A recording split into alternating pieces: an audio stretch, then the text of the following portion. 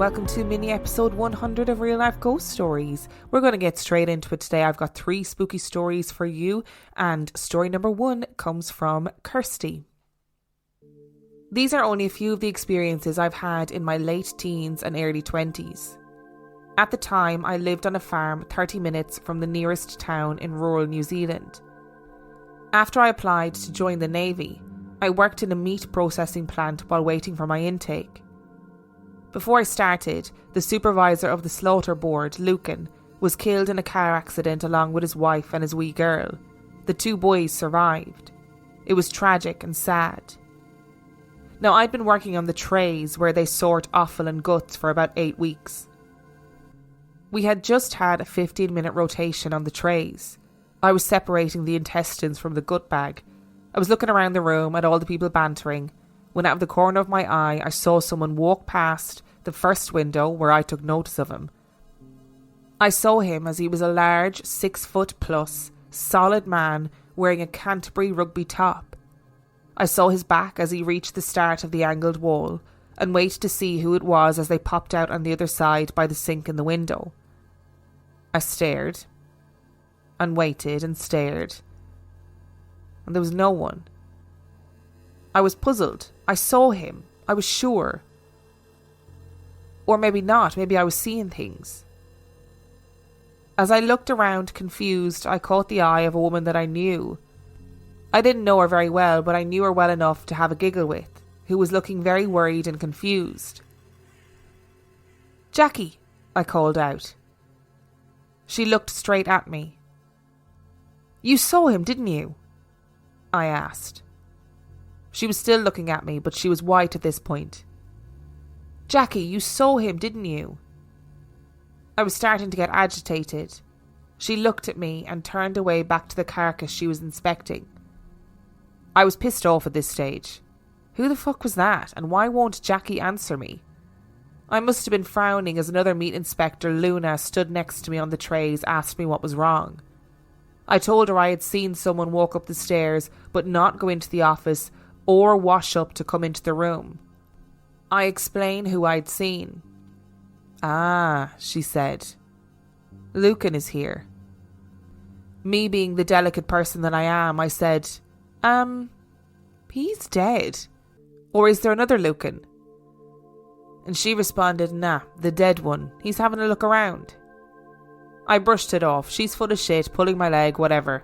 The rest of the shift went by, we finished and I went home, and there was nothing for another week. I was standing at the trays again, separating guts, continuous repetitive job that it is. I was daydreaming away when I felt a jab in my right leg, in the meaty bit where your bum is. I turned to look, and I turned right around, and there was nobody there. Luna, standing on my left, noticed me turning in a circle and asked what I was up to. "Someone jabbed me in the leg." She smiled. She took her steel, that you sharpen a knife with, and poked my leg. "Did it feel like that?" she asked. I told her that it did, but just a bit higher. Smiling, she tells me that when Lucan was here, he used to do the rounds starting at the trays. He would walk down the length of the room against the wall, observing the workers, then back down the other side, jabbing people with his steel to get a bit of banter or a bite or just to say hi. Cute, I thought to myself. And then aloud I asked her, "Why does he have to do it to me? I don't even know him." She laughed and said maybe he knew that I could feel him. Nothing more happened while I worked inside the plant, until one night I was driving home when I was working the night shift. I had driven this road thousands of times. We had lived in the district for years. I'm from a farming background. I know what animals look like at night. I know what colours their eyes shine when the light hits them. It was around 2 a.m. I was wide awake driving along, and I rounded a corner. As I straightened the wheel, my headlights hit something. Something black. Something so black. I've seen Angus cattle in the dark, and they're black. But they have eyes, and they move in an animalistic way. I knew this wasn't something that I wanted to see. Every hair on my body stood on end. I went cold. It was like it happened in slow motion. This blackness just moved across the road. Even as I write this, it's making me feel ill. It didn't run. It wasn't slow. Just the fluidity of the motion made me so frightened. It wasn't big like a cow. It wasn't small and textured like a sheep.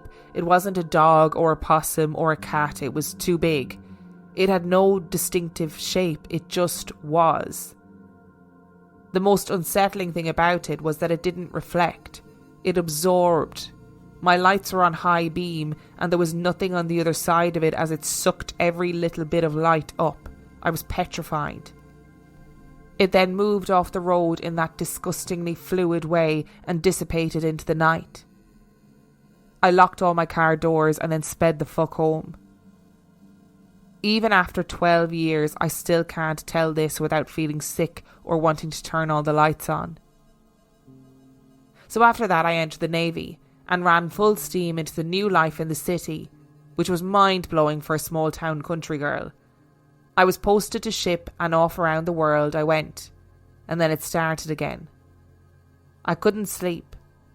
I would wander through the ship, up to the bridge, and then sit with the bridge watch, looking into the dark sea and the beautiful night sky. Calming as it was, I knew there was something not right. One night I headed to do my laundry. I walked down the passageway to the aft of the ship and I felt someone watching me as I passed the engine room. I quickened the pace and felt a heavy presence that I could collapse under. I was running at this stage, frightened out of my mind of fuck knows what. I put my laundry on and went to the mess room to calm down. Where there was light, it was a safe zone.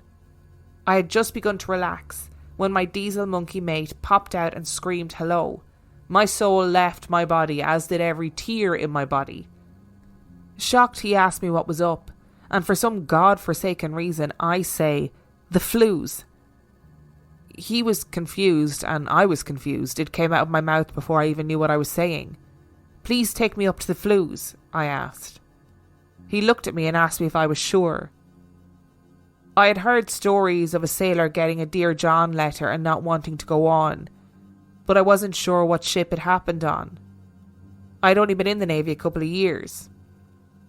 So we entered the engine room and ascended up the ladder to a small platform.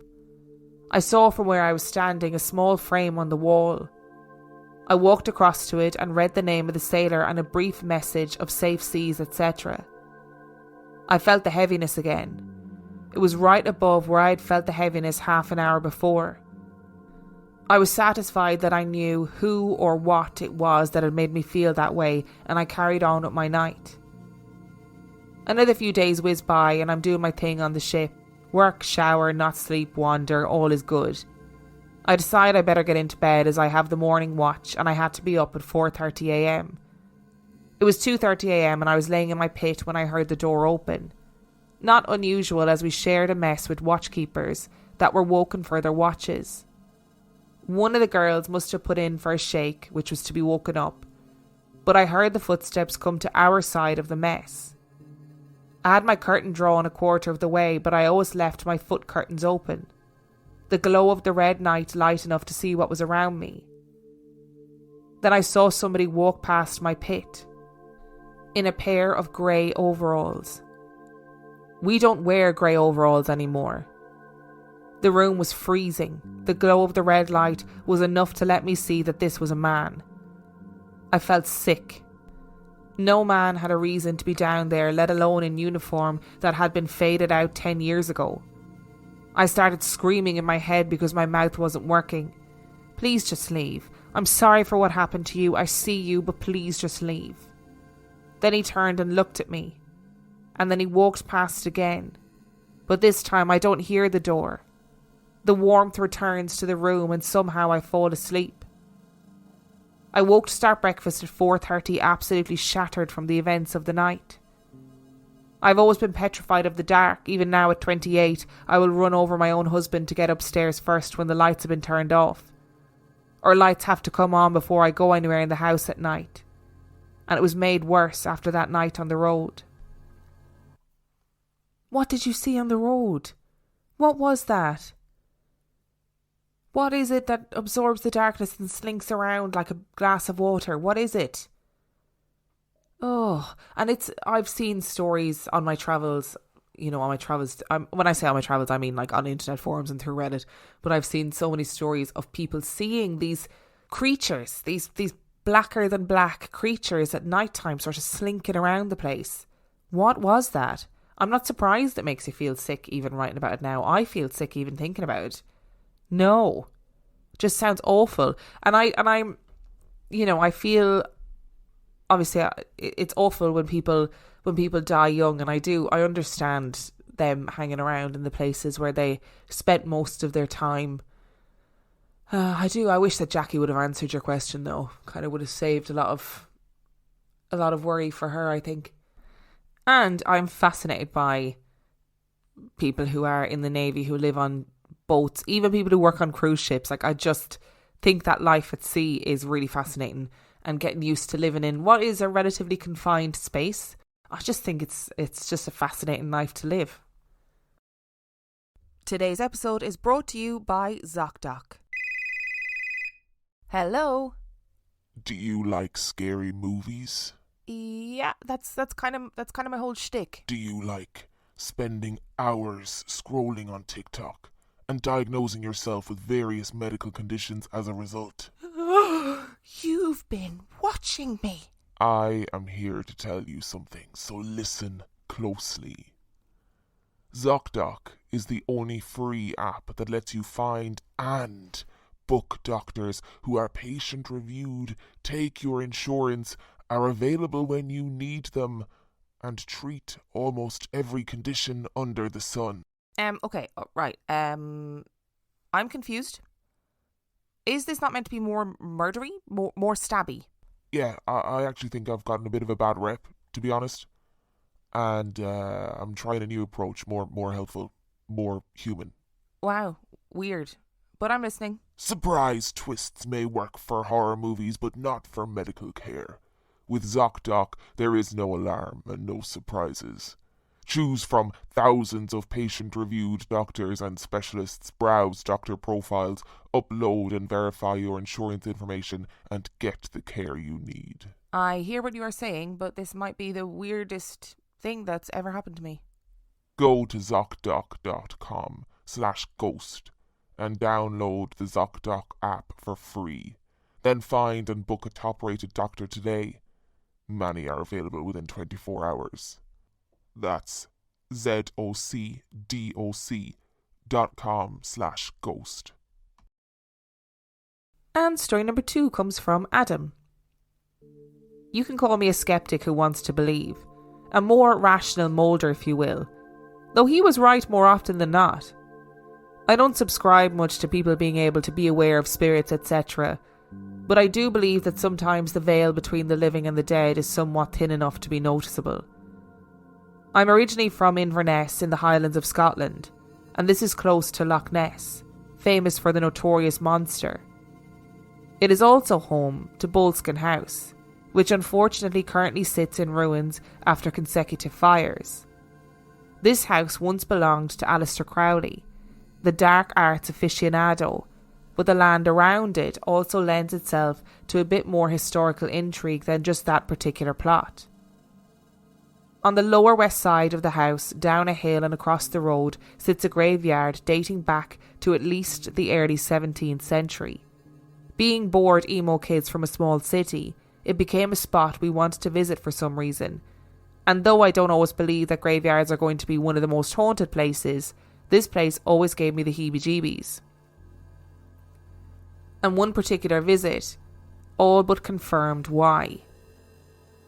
A group of around 10 of us went out to visit the graveyard and hang out in the area in the dead of night. We ventured into the graveyard with torches to have a look around and just generally creep each other out. There is an old mort house in the middle of the graveyard. A mort house was a type of mortuary where bodies were kept until they could be buried. And with the main door being blocked off, a couple of us tried to climb up and in, but with no success. You could see that others had been more successful in the past, and crude pentagrams and other such edgy graffiti had been drawn on the walls. Giving up, everyone except for 2 of my friends and I, Pete and Ricky, went back to the cars around half a mile down the road. We continued to look around the headstones, long dead names of families of all ages looking back at us. It must have been a further 10 minutes or so of it just being the three of us, when rather cruelly my friend Pete and I decided to hide on Ricky. He had already ventured a wee bit further down into the graveyard, so all we needed to do was hang back and hide behind two walls either side of the path. Ricky went on a little bit further before realising that we weren't there anymore, and he turned back calling out for us. We silently laughed while he came back up the path, getting louder and louder in panic before we jumped out in front of him and scared the life out of him. Cruel to say the least, but we got a great reaction out of him. As he cursed us out and called us every name under the sun, we laughed at how hilarious we thought we were. And then it happened. In a split second of silence between Ricky shouting and us getting our breath back, Pete and I heard the unmistakable sound of a little girl giggling, right next to us. Instantly, we looked at each other with panic written all over our faces. "Did you hear that?" It was laughing. It was a little girl. The look in his eyes upon hearing that made my skin crawl and every hair stand on end. We panicked and began running. Ricky was confused as to why we were the ones now scared and running, and followed on asking us what was wrong. We ran back to the cars, not stopping to look back once, and arrived back to find everyone else all at the cars happily chatting away and unaware of anything out of the ordinary. We explained what we had heard while Ricky angrily told them what we had done. No one believed us and were more into having a go at us for jumping out on Ricky, but we knew what we heard. Did a long dead spirit of a little girl find our cruel trick funny? It seems so, even if no one alive did. My second experience happened at my workplace. I've worked at the Edinburgh Festival Theatre for 12 years, beginning as an usher and then working towards a management position. The theatre is an incredible building, a mix of old and new, with the facade of the building being built in 1994 and parts of the auditorium dating back to 1892. The site it is built on has had an incredible history too, with it being the longest continuous site of a theatre in Scotland. The first of which was the Dundon Hall in 1830, and before its current incarnation the Empire Palace Theatre, the first and crown jewel of the famous Moss Empire chain. It was here that witnessed one of the greatest theatre tragedies in world history, taken place during a performance by the greatest magician and illusionist of his time, the great Lafayette, in 1911. During his final illusion, The Lion's Bride, a lit lamp managed to set ablaze the many folds of cloth that surrounded the lavish set, quickly leading to the whole stage going up in flames. No one in the audience was harmed due to the quick thinking of the orchestra conductor, who struck up God Save the King, which indicated this was certainly not part of the performance, and they left quickly through the front of the building. Backstage, however, things had not gone so well.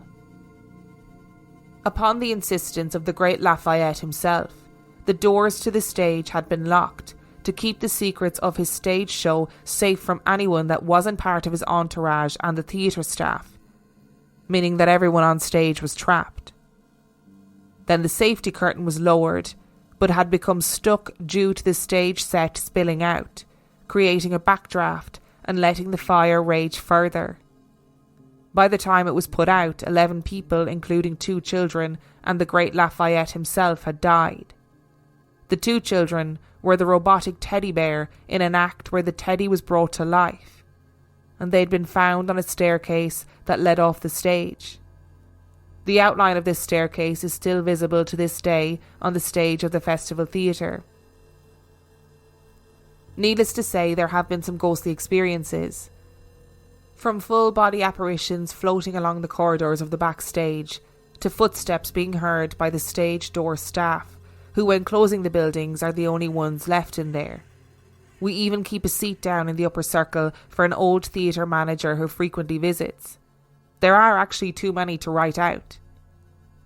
When I started in management, our office was located in the basement of the front facade, and though it can be creepy at times, it's never been overbearing in any way. The way the basement was laid out, our office looked out into a corridor where to the left was the front of the house staff room, and my desk was sat in a way that meant I looked out into the corridor. Working by myself one afternoon, I saw what seemed to be a staff member go past the door towards the staff room. There was no show on, so I thought it must have been someone who had forgotten something the night before and came in to pick it up. There was no noises though, no rustling about or footsteps, which I thought was strange. I got up from my desk and turned the corner and went into the staff room to say hello to whoever it was, and just for a little chat, but there was no one there. Confused but not too worried, I went back into the office and sat down at my desk. And just as I did, I saw the same thing, but someone going the other way past the door. I was done. I ran upstairs and found a colleague who was working in another part of the building and explained what had just happened. She wasn't concerned though. She explained that whatever or whoever it was just coming by to suss me out, and that was all. It happened to her as well, and when she first started, though slightly more scary circumstances with doors slamming and footsteps. But it was harmless and nothing would happen again. And she was right. Whatever or whoever it was made itself known to me, and that was all that it needed. I have never heard these stories about that theatre before. I've never heard the story of the Great Lafayette and the fire. It's such a tragic, tragic story. But I can totally believe it. You know, these illusionists and magicians, they wanted to keep their trade secrets, and it was a really competitive game and industry at the time. So I understand that he would have kept all the doors locked, and because you wouldn't foresee that a tragedy like that would happen. Oh, it's just awful. And theatres, as we've spoken about before, theatres just seem to be universally haunted places. And it's difficult to know why. Is it because of the great emotion that happens on stage, or the fact that people, you know, they devote their lives to theatre? Whether it's managers or actors or stagehands or crew, whatever it is, people they just love theatre. And when I go to Scotland, I am for sure going to visit there. Most definitely. Just for a little sneaky look around. I also have an episode in the pipeline about Aleister Crowley, but it's going to take a lot because there's just so much information about him, so I need a really long time to plan it and kind of try and whittle it down and narrow it down. But yeah, amazing. And story number 3 comes from Jake. At 18, I left for the Marine Corps, much to my family's surprise. After training, I found my initial posting at Marine Barracks 8th in Washington, D.C. Luckily, it was only for a year prior to being moved on to a new posting. Now, this place was fairly old, 1801 to be exact, so it's seen both the War of 1812 and a tragic number of suicides since then, not to mention our resident occultist during my time there. And no, I don't mean occultist in a fun way. He was into blood sacrifices and the like. Needless to say, this place was beyond haunted by a wide variety of entities. It's like they fed off the energy there or something. An unfortunate number of them seemed quite unhappy with us just being in the place, to the point where if you drew the 6 p.m. to 6 a.m. shift and were unlucky enough to get posted alone, you were almost guaranteed to witness something. The lights in the place were always turning on and off. Whatever was the opposite of what it was supposed to be. Doors would lock themselves, windows would open, or you'd be greeted quite often by a nearly overpowering feeling of some large, imposing person blocking your path, only for no one to be there. Those less fortunate experienced being pushed, tripped, had doors slam in their face, or books and other objects thrown at them. Or, if you were the luckiest of the bunch, you got to come face to face with one of our favourite residents. We always joked about the little girl in the underground garage, the black figure in the barracks, or the thing that lurked in the streets of Admiral's Row. And I was one of those fortunate people. It was my 3rd or 4th day on the current rotation of 6 p.m. to 6 a.m. I was on death row, as they called it, since each post was manned by only one Marine, 12 hours all to yourself. I was stuck with the entrance to one of the barracks towers that housed some of the dorm-style living arrangements. At this point, I had already seen a thing or two out of the corner of my eye, but always chalked it up to being sleep deprived. I mean, on average, we drank about 3 energy drinks a night to cruise through with at least a minimal amount of awareness. It was 3 a.m. at this point, and I had stepped out of my booth to stand inside the tiny lobby. I needed to stretch my legs if I could. I spun around on one foot in an ungraceful circle.